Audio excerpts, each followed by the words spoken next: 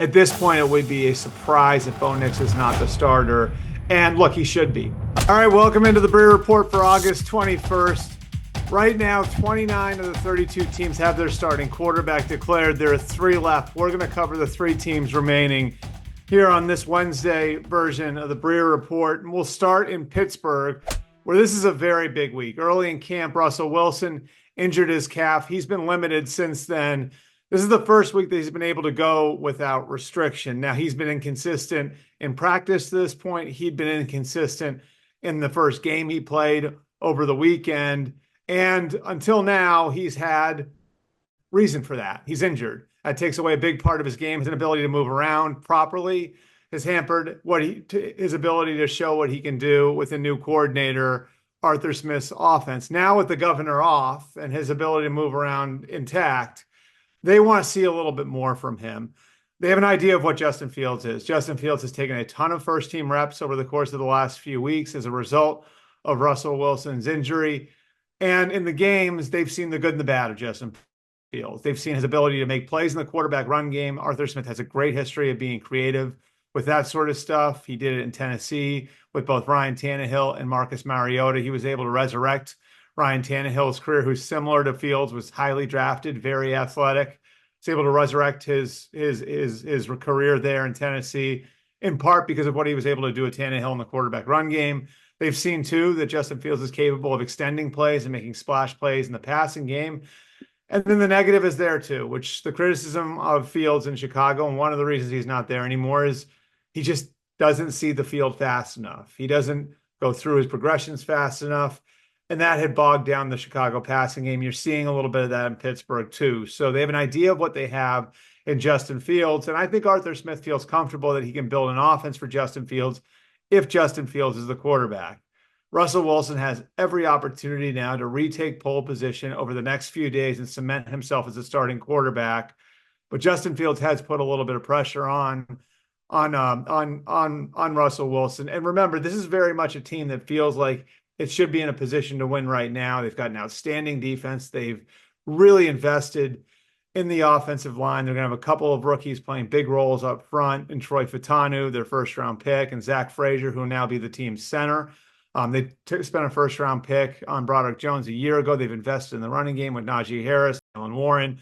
Obviously, they went out and tried to trade for Brandon Ayuk, and in the course of the Brandon Ayuk trade, they showed you what they thought of their roster and their complete unwillingness to trade a current player to the Niners as part of that deal, which complicated things a little bit. They still could revisit adding a receiver to the mix, but this is very much a team that thinks that it can win right now. And so this decision is not going to be based on what it looks like for the next 3 years, for the next 5 years, which for the next 7 years, which is something that might give somebody who's like Justin Fields an advantage because he's younger. This is about right now. And over the next few days, Russell Wilson is going to have to show that he's still the best quarterback for the Steelers right now. Now, the other 2 quarterback situations that are open both involve rookies, and 6 teams took quarterbacks in the first round, 6 in the first 12 picks, in fact. Back in April, that was a record, and 4 of those quarterback situations are now settled. With J.J. McCarthy's injury, we now know Sam Darnold is going to be the starter in Minnesota. We knew all along that Michael Penix was going to sit behind Kirk Cousins in Atlanta. Similarly, we knew all along that Caleb Williams was going to be the starter in Chicago. And then, of course, we had an idea for quite some time that Jaden Daniels was going to be the Washington starter. That was made official this week. And that leaves New England and Denver. Let's start with the Broncos here. The feeling all along has been that Bo Nix would likely be the starter. Over the last couple of weeks, things have narrowed a little bit from a rep standpoint in practice. Over the last few weeks, you've seen more of the first-team reps go to Jarrett Stidham, who comes in as the sort of incumbent in the competition, and, of course, the 12th overall pick, Bo Nix. Fewer of those reps now going to Zach Wilson. And Bo Nix has been impressive. There's no 2 ways around it. The simplest way to put this is when Bo Nix is out there, the offense moves. He has been in on 7 possessions in the Broncos' first 2 preseason games. They've scored on every one of those possessions except one, and that one he lost a fumble on the first play of the drive. Other than that, 11 plays, 45 yards, field goal, 10 plays, 56 yards, touchdown. 7 plays, 75 yards, field goal in a 2-minute situation, 10 plays, 56 yards, and a touchdown. And then in week 2 of the preseason, he started 9 plays, 34 yards, and a field goal, and then 11 plays, 80 yards, and a touchdown. The bottom line is everything we thought about Bo Nix being a good fit for what Sean Payton does offensively has come true over the course of the last 4 months. He looks like he's a great fit for what Sean Payton wants to do. Obviously, and no one's comparing him to Drew Brees as a player. Drew Brees is a Hall of Fame level guy, but stylistically, there are some similarities in the way that Bo Nix sort of plays a point guard type of game. And you can see that fit. It's very apparent in the preseason games, and you could see it if you were out at practice in Denver as well. At this point, it would be a surprise if Bo Nix is not the starter. And look, he should be. In fact, this is very different than, say, Drake Maye's situation in New England, where Drake Maye came in as a raw prospect. It would almost be alarming if Bo Nix wasn't ready. He had 61 starts in college. He was a multi-year starter in the Pac-12. He was a multi-year starter in the SEC. I don't think there should be much concern over what Bo Nix looks like in year 1 or year 2. He should be ready to go. That's the benefit of having the volume of playing time, and a historic volume of playing time at college. No one's ever started 61 games before as a college quarterback. Bo Nix, of course, did that at both Auburn and Oregon. And so they should expect him to be ready. The bigger question is where he takes it from there, and whether or not this is a what you see is what you get situation, where in year 4 and year 5, the Broncos are struggling with the idea of whether or not they should be paying him $50 or $60 million a year. That, of course, is another story for another day. The story right now is that Bo Nix looks ready. He looks like the fit we all thought he would be for Sean Payton's offense. And the expectation, I think, should be that he will be the week 1 starter for the Denver Broncos. Finally, a little bit of the opposite is true in New England. They have left the quarterback competition open there. Now, back in the spring, Gerard Mayo, Elliott Wolf said that Jacoby Brissett was coming in as the starting quarterback, but more recently, they have left the door open for Drake Maye to compete. And if you've been paying attention to what's happened with the Patriots, you see a team that's very much ramping up its young quarterback gradually and taking its time to put its young quarterback through a detailed development process. What do I mean by that? Well, they were careful about how they used him in the first preseason game. They didn't want to put him behind the second offensive line. They've had some depth issues up there.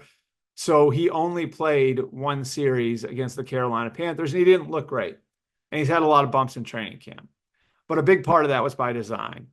After the Carolina game, they got a full complement of game-like reps in a joint practice against the Philadelphia Eagles. That gave them a chance to ramp Drake up a little bit and get him ready for more game action. And then he got a lot of game action against the Eagles last Thursday and looked a lot better than he had in week 1 and looked a lot better, quite frankly, than he had earlier in training camp. So what does that mean? Well, if you look at the numbers, it means he's been a better player than Jacoby Brissett to this point. He's 8 of 14 for 66 yards, modest numbers, but not horrible. No touchdowns, no picks in the preseason. Brissett is 3 for 10 for 17 yards and threw a really bad interception in the red zone last week against the Eagles.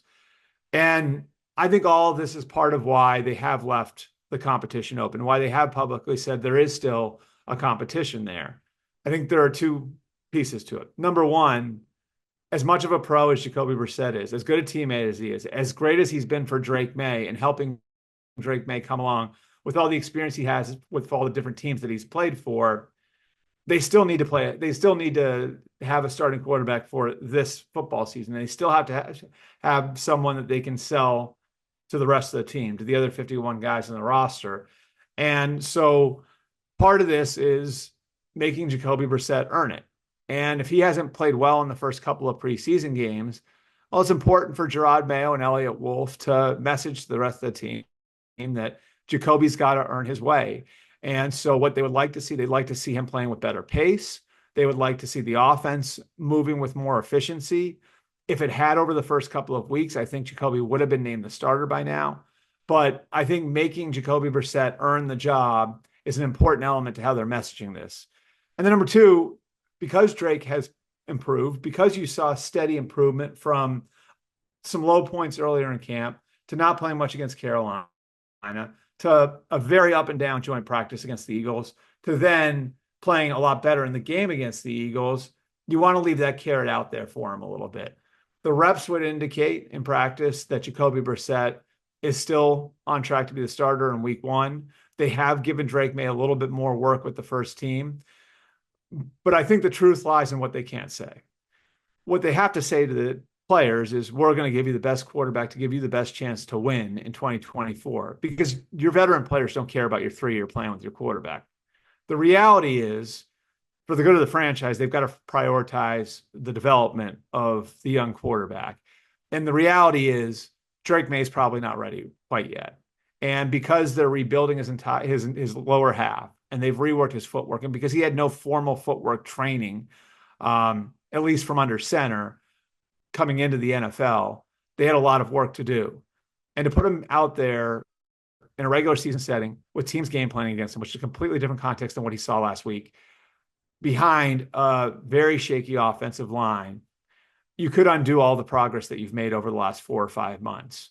So what makes the most sense to maintain his confidence, to maintain the progress that you've made, is to sit him and plan to redshirt him with an open mind towards, if there is continued progress, putting him in later in the year and letting Jacoby Brissett take those hits and letting Jacoby Brissett be sort of the level veteran for the offense. If you have an injury there, then you got to have a larger discussion. But I still think, despite all of the noise over the last 10 days or so, Jacoby Brissett is the week 1 starter in New England. I feel almost as strongly about that as I do Bo Nix being the week 1 starter in Denver. That's it for the Breer Report for August 21st.